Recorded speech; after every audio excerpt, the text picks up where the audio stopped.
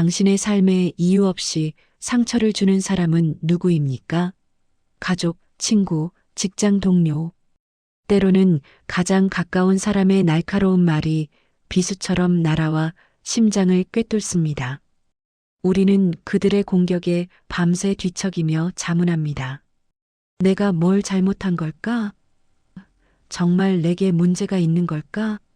하지만 여기 200년 전의 냉철한 철학자 쇼펜하우어는 문제의 화살을 정반대 방향으로 돌립니다.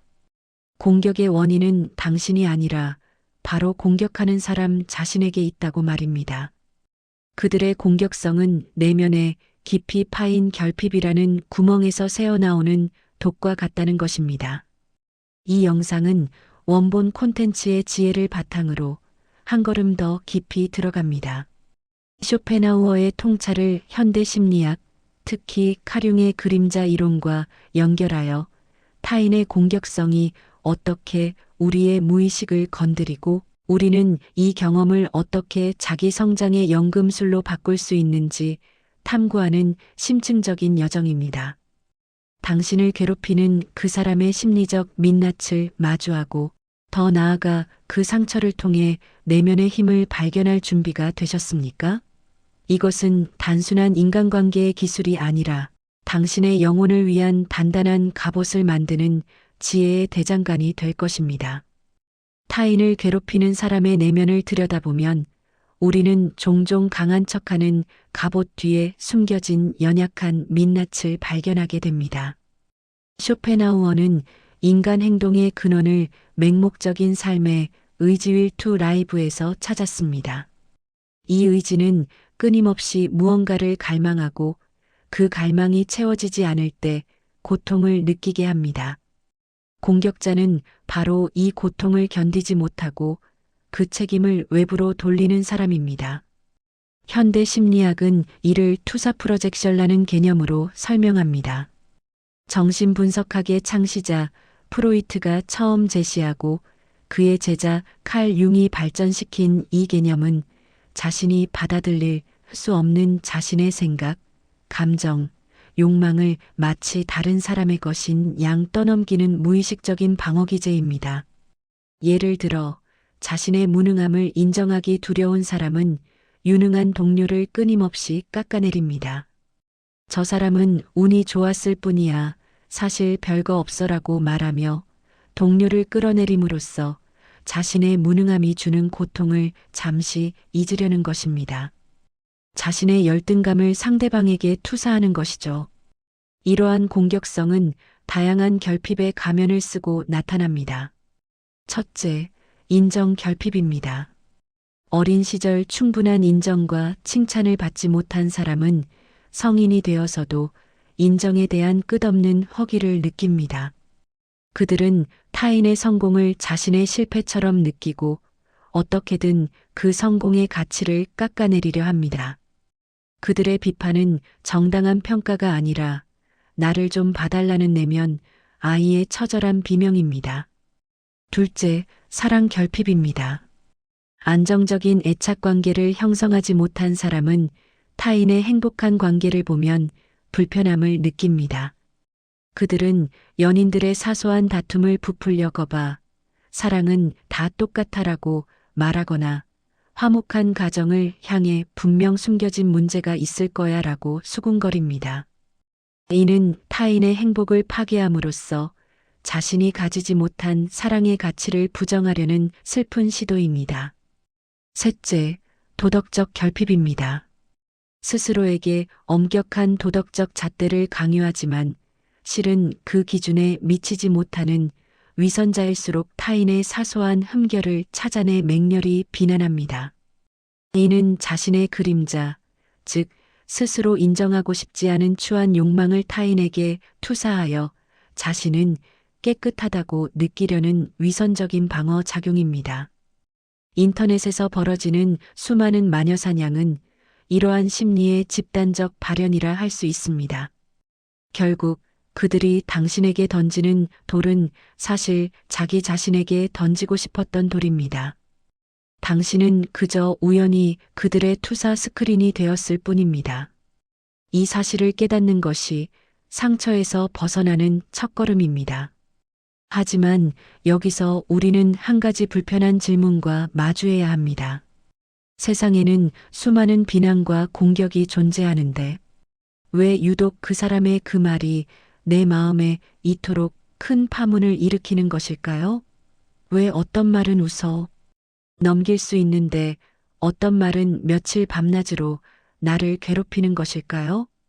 칼 융은 이 현상을 그림자 쇄도라는 개념으로 설명합니다. 그림자란 우리가 의식적으로 인정하고 싶지 않아 무의식의 깊은 곳에 억압해둔 자신의 어두운 측면을 의미합니다. 나의 열등감, 나의 질투심, 나의 불안, 나의 숨겨진 욕망들이 바로 나의 그림자입니다. 타인의 공격이 유독 아프게 느껴지는 이유는 그 공격이 바로 나의 그림자를 정확히 건드렸기 때문입니다. 마치 조율된 두 개의 소리굽새가 하나를 치면 다른 하나도 함께 울리는 공명현상처럼 공격자의 결핍, 이 나의 결핍과 공명할 때 우리는 가장 큰 고통을 느낍니다. 예를 들어 누군가 당신에게 넌 너무 이기적이야 라고 비난했다고 가정해 봅시다. 만약 당신 스스로 단 한 번도 이기적이라고 생각해 본 적이 없고 그 비난이 터무니없다고 느낀다면 당신은 아마 화가 나거나 황당해 할 뿐 깊은 상처를 받지는 않을 것입니다. 하지만 만약 당신의 무의식 깊은 곳에 나는 혹시 이기적인 사람이 아닐까? 라는 작은 불안이나 죄책감이 있었다면 그 비난은 당신의 그림자를 정통으로 찌르는 칼이 됩니다. 상대방의 말은 당신 내면에 숨겨져 있던 자기 의심을 수면 위로 끌어내고 당신은 마치 발가벗겨진 듯한 수치심과 고통을 느끼게 됩니다. 결국 타인의 공격에 유독 흔들리는 이유는 그 공격이 어느 정도 사실이라고 나 스스로도 느끼고 있기 때문일 수 있습니다. 상대방은 자신의 결핍을 투사했을 뿐이지만 그 투사된 내용이 공교롭게도 내가 숨기고 싶었던 나의 그림자와 일치했던 것입니다. 이것은 고통스러운 통찰이지만 동시에 놀라운 성장의 기회이기도 합니다. 타인의 공격은 내 안의 그림자를 비춰주는 거울이 될 수 있습니다. 그 거울을 통해 우리는 그동안 외면해왔던 자신의 모습을 마주하고 통합할 기회를 얻게 됩니다. 상처는 나의 약점이 아니라 내가 성장해야 할 방향을 알려주는 내면의 나침반이 되는 것입니다. 타인의 공격이 그들의 결핍에서 비롯된 것이고 나의 상처가 내 안의 그림자와 공명한 결과임을 이해했다면 이제 우리는 이 고통의 연쇄를 끊어낼 실질적인 방법을 배워야 합니다. 쇼펜하우어의 철학은 우리에게 감정적인 대응이 아닌 냉철하고 이성적인 영적 자기방어술을 제안합니다. 1단계 비인격화. 이것은 나에 대한 것이 아니다. 가장 먼저 해야 할 일은 공격을 개인적으로 받아들이지 않는 것입니다. 누군가 당신에게 독화살을 쏘았을 때 그 화살에 묻은 독이 무엇인지 분석하기 전에 일단 몸을 피해야 합니다. 상대방의 비난을 들었을 때 이것은 저 사람의 결핍이 만들어낸 투사일 뿐 나의 본질에 대한 평가가 아니다라고 마음속으로 선언하십시오. 마치 과학자가 실험 대상을 관찰하듯 그들의 말을 감정 없이 분석의 대상으로 삼는 것입니다. 이 과정은 당신과 공격 사이의 심리적 안전거리를 확보해 줍니다. 2단계 결핍 읽어내기. 저 사람은 무엇이 부족할까? 안전거리가 확보되었다면 이제 탐정이 되어 상대방의 말 속에 숨겨진 결핍의 단서를 찾아보십시오. 만약 누군가 당신의 옷차림을 보고 그렇게 튀는 옷을 입고 다니니? 라고 비난한다면 그 말 속에는 평범함 속에 숨고 싶은 그 사람의 불안이나 주목받는 당신에 대한 질투가 숨어 있을 수 있습니다. 만약 상사가 당신의 성과를 사사건건 깎아내린다면 그 행동 뒤에는 자신의 자리가 위협받을지 모른다는 인정 결핍이 도사리고 있을 가능성이 높습니다. 이처럼 공격의 내용을 분석하는 대신 공격의 동기를 파악하면 당신은 피해자에서 분석가로 위치가 바뀌게 됩니다. 연민은 여기서 시작됩니다. 3단계 견고한 경계 설정 회색 돌처럼 반응하라. 이해와 연민이 그들의 공격을 용납해야 한다는 의미는 결코 아닙니다. 쇼펜하우어는 불필요한 관계와 고통을 단호하게 끊어내는 것을 중요하게 생각했습니다. 심리학에서는 회색돌 기법 그레이 라크 메서드를 제안합니다. 공격자는 자신의 공격에 상대방이 감정적으로 반응할 때 쾌감을 느낍니다. 따라서 당신이 마치 길가에 구르는 회색 돌처럼 아무런 감정적 반응도 보이지 않는다면 공격자는 흥미를 잃고 제풀에 지쳐 떨어져 나가게 됩니다. 그렇게 생각하시는군요. 알겠습니다. 의견 감사합니다와 같이 동의도 부정도 아닌 건조한 답변으로 대화를 종결시키십시오. 만약 공격이 계속된다면 더 이상 그 주제에 대해 이야기하고 싶지 않습니다라고 단호하게 선을 긋는 용기가 필요합니다. 이것은 무례함이 아니라 당신의 영혼을 지키기 위한 정당 방위입니다. 4단계 의지의 관조한 편의 연극을 보듯이 궁극적으로 쇼펜하우어는 우리가 이 모든 인간사의 소동을 한 편의 연극처럼 관조할 수 있을 때 진정한 평온을 얻는다고 말했습니다. 공격자는 자신의 결핍이라는 각본에 따라 연기하는 배우일 뿐이며 나 또한 그 연극에 휘말려 상처받는 역할을 맡을 필요가 없습니다. 무대 밖의 관객이 되어 저 배우가 참으로 자신의 역할에 충실하게 연기하고 있구나 하고 생각하며 고통의 드라마에서 빠져나오십시오. 이 경지에 이르면 타인의 비난은 더 이상 당신의 마음에 어떤 파문도 일으키지 못하는 잔잔한 바람 소리가 될 것입니다. 타인의 공격으로부터 나를 방어하는 법을 배웠다면 이제 마지막 단계가 남았습니다. 그 상처의 경험을 내 면의 성장을 위한 연금술의 재료로 사용하는 것입니다. 연금술사들이 납으로 금을 만들려 했던 것처럼 우리도 고통이라는 가장 값싼 재료로부터 지혜라는 가장 값진 보물을 만들어낼 수 있습니다. 첫째, 나의 그림자 끌어안기입니다. 타인의 공격이 유독 아팠던 지점은 바로 내가 외면하고 있던 나의 그림자가 숨어 있는 곳입니다. 누군가 나를 무능하다고 공격해서 고통스러웠다면 내 안에 정말로 무능해 보일까봐 두려워하는 마음이 있지는 않은지 솔직하게 들여다보십시오. 그 그림자를 발견했다면 그것을 비난하거나 억압하는 대신 따뜻하게 안아주어야 합니다. 무능해 보일까봐 두려웠구나. 괜찮아. 그럴 수 있어. 완벽하지 않아도 괜찮아. 라고 스스로에게 말해주는 것입니다. 그림자를 인정하고 받아들일 때 그것은 더 이상 어둠 속에서 나를 괴롭히는 괴물이 아니라 나의 일부로서 힘이 되어줍니다. 둘째, 결핍의 구멍 스스로 채우기입니다. 타인의 공격은 종종 나의 결핍을 정확히 알려주는 진단서와 같습니다. 인정 결핍이 문제라면 타인의 인정에 목매는 대신 스스로의 작은 성취를 칭찬하는 법을 배우십시오. 사랑 결핍이 문제라면 누군가 나를 사랑해주기만을 기다리는 대신 내가 먼저 나 자신을 아끼고 사랑하는 방법을 실천하십시오. 취미를 갖고 운동을 하고 좋은 책을 읽으며 당신의 내면을 풍요롭게 가꾸어 나가십시오. 내면의 우물이 마르지 않고 가득 차 있다면 타인이 던지는 작은 돌멩이 하나에 흙탕물이 튀지 않습니다. 셋째, 타인의 평가로부터의 완전한 독립선언입니다.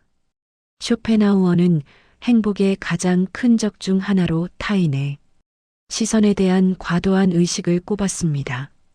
그는 남들이 나를 어떻게 생각할까 하는 걱정은 대부분 기우에 불과하며 설령 사실이라 해도 그것이 나의 행복에 미치는 영향은 미미하다고 말했습니다. 진정한 자존감은 타인의 칭찬이나 비난에 따라 흔들리는 것이 아니라 내면의 확고한 기준 위에 세워져야 합니다. 당신의 가치는 타인의 입이 아니라 당신 자신의 삶으로 증명되는 것입니다. 우리가 공격자를 이해하려는 시도는 그들을 용서하거나 그들의 행동을 정당화하기 위함이 아닙니다. 오히려 그들을 절대적인 악이 아닌 고통받는 한 명의 인간으로 바라봄으로써 그들이 내 삶에 미치는 감정적 영향력에서 벗어나기 위함입니다. 심리학자 앨리스 밀러는 저서 사랑의 매는 없다에서 어린 시절 학대받은 아이가 어른이 되어 가해자가 되는 비극의 대물림을 이야기합니다. 공격자들 역시 과거에는 누군가의 피해자였을 가능성이 높습니다.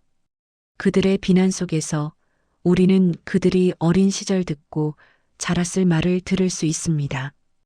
끊임없이 타인의 단점을 찾아내는 사람은 아마도 어린 시절 자신의 단점 때문에 늘 비난받았던 아이였을 것입니다.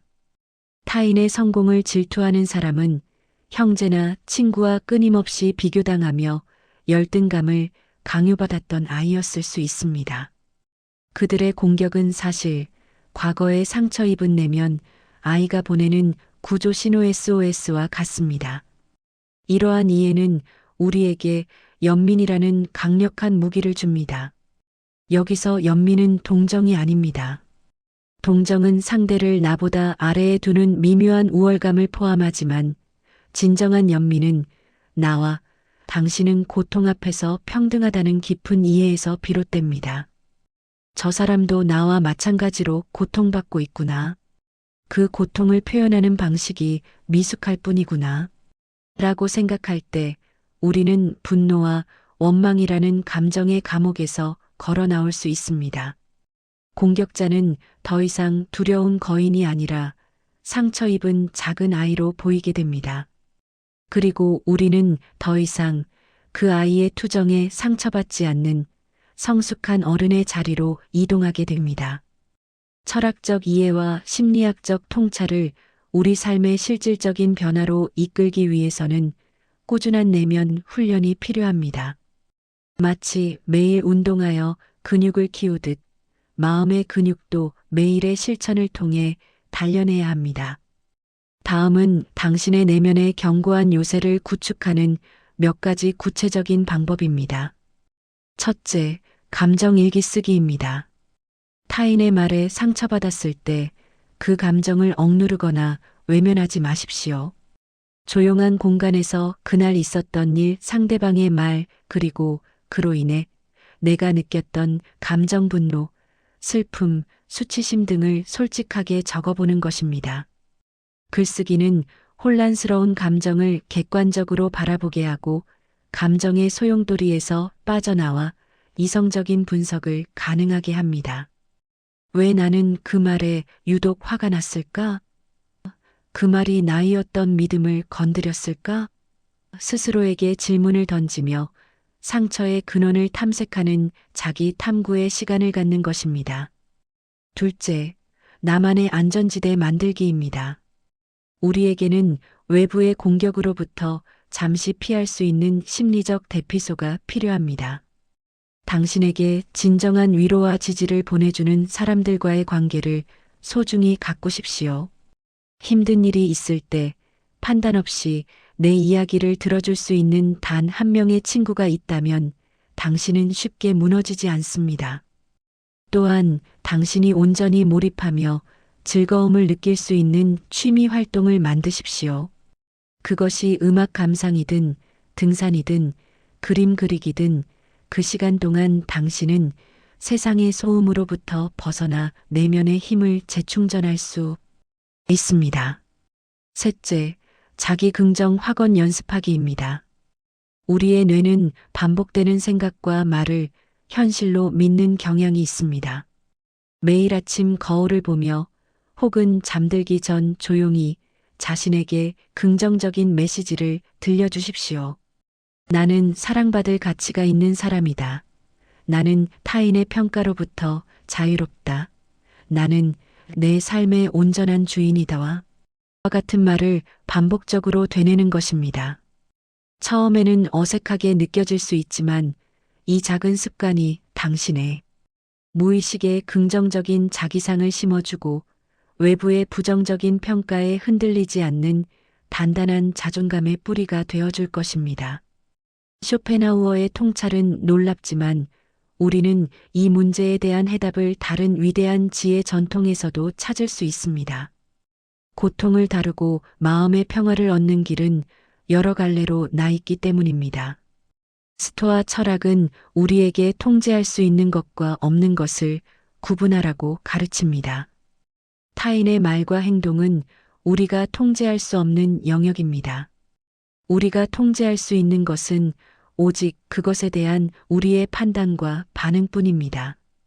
스토아 철학자 에픽테토스는 우리를 괴롭히는 것은 사건 그 자체가 아니라 그 사건에 대한 우리의 생각이다라고 말했습니다.